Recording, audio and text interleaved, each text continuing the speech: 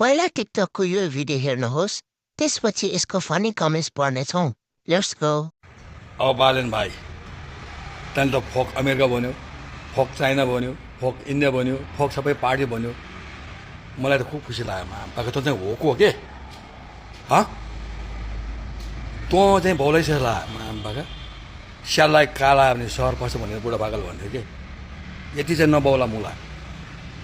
अनि तँ जाने कहाँ भने तँ को भने के अब त्यहाँदेखि इन्डिया पनि फोक्रे चाइना पनि फोक्रे अमेरिका पनि फोक्रे नेपाल त भनेको छैन नि फेरि तँलाई नेपाल भनेको तँलाई खोजे हान्थेँ म मेरो मिसनै तँलाई खोज्नु हुन्थ्यो मुला तँ त्यहाँ चाहिँ बचिस बुझ्यो अनि भुलेर पनि फोक नेवार नभने है मासला फेरि तेरो लाम्टा साम्टा सब निकाल्छु म यो चाहिँ होस् गर म त फाइटमा वारमा छु मुझे डुवान डाई ल्या मुझे तेरो कर्जा नआउने मुझे ठोक्ने हो हान्ने हो मान्छ डाङ्गाडाङ साला पागल सुरु गरौँ फोक होइन हो दाइ फक भने हो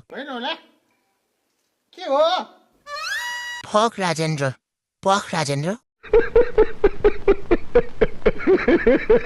टिममा मात्रै गुन्डा भएर भएन के रियलमा पनि हुनु पर्यो कितने तेजस्वी लोग हैं हमारे पास कितने शानदार विचार रखते हैं फिल्ममा खेलेको जस्तो फाइटले हुँदैन हो रियलमा बात त सही है किन फक भएको यो यी राजेन्द्र खड्कीसँग म भेट्न तयार छु सामाजिक सञ्जालबाट धम्की दिएर केही हुनेवाला छैन